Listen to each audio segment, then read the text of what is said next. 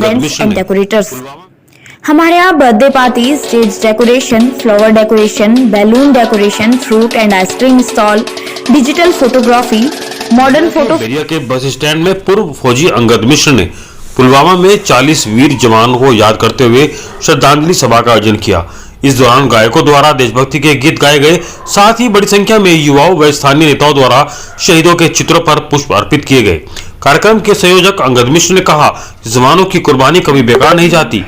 भारत एक ऐसा देश है जो अपने शहीद वीर जवानों को कभी नहीं भूलता। अंगद मिश्र ने कहा कि मैं एक फौजी रहा हूं, लिहाजा विकास के लिए डटा रहूंगा।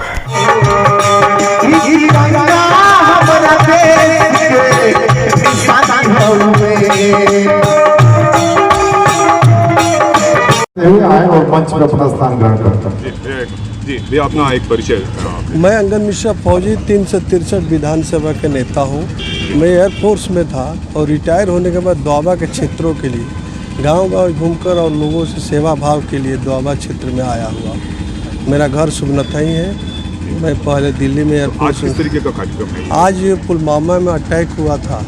हमारे जो CRPF का काफिला था जो रास्ते में जा रहा था, उसमें कुछ आतंकवादियों द्वारा वहाँ कार से बम ब्लास्ट कर दिया गया था। जो मेरे साथी, मेरे सहयोगी CRPF के जवान उसमें शहीद हो गए थे। उन शहीदों को याद करते हुए एक श्रद्धांजलि सभा में आयोजन किया गया है दोआबा में, बैरिया विधानसभा में, बैरिया बस स्टैंड पे।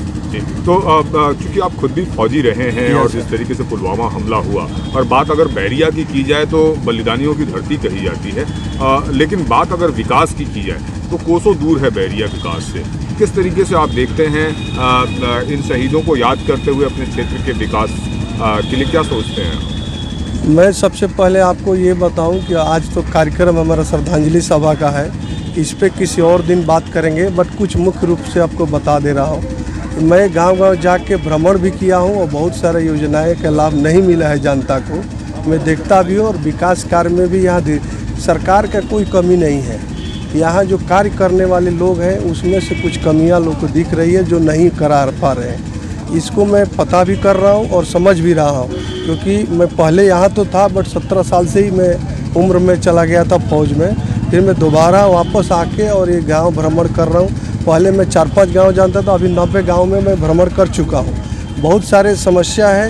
मैं पहले थोड़ा सरकार के माध्यम से जो यहाँ पे कार्य करने वाले नेतागण हैं और अधिकारीगण हैं उनसे पहले सूचित कर दूंगा। इसके बाद मैं मीडिया के माध्यम से उच्च अधिकारियों को और सरकार के संबंधित कार्यालयों को सूचित करने वाला हूं। यदि उसके बाद भी काम नहीं होता है तो मेरा जिस तरह से फौजी बॉर्डर पे डटे हुए हैं और कार्य कर रहे हैं, उसी तरह से मैं 363 विधानसभा के कोने कोने में एक भी विकास कार्य जो रुका हुआ है उस कार्य को प्रगति में लाने के लिए जो कुछ भी करना पड़ेगा मैं वचनबद्ध हूँ और करूँगा। और उनको दिखाऊँगा कि फौजी केवल आपको बॉर्डर पे ही सीमा में सीमित नहीं है। आप लोग दोआबा क्षेत्र के जनता के लिए भी कार्य करके अच्छे ढंग से दिखाऊंगा। इनको भी पता चलेगा कि हाँ, एक फौजी वहाँ जैसे सेवा दे रहा है, यहाँ जनता को यहाँ भी सेवा दे सकता है। यहाँ के लोगों को भ्रम पैदा हुआ है कि केवल नेता ही और समाज के लोग ही जनता का सेवा कर सकते हैं, बट राष्ट्र सेवा से बड़ा कोई सेवा नहीं है। इसी कार्यक्रम को लेते हुए मैं हर गांव-गांव जाकर कार्यक्रम को जो कर रहा हूं और लोगों से बता भी रहा हूं और लोगों को आगाह भी कर रहा हूं। जो इस कार्यक्रम में उपस्थित हो रहे हैं उनको भी प्रेरित कर रहा हूं कि शहीदों के प्रति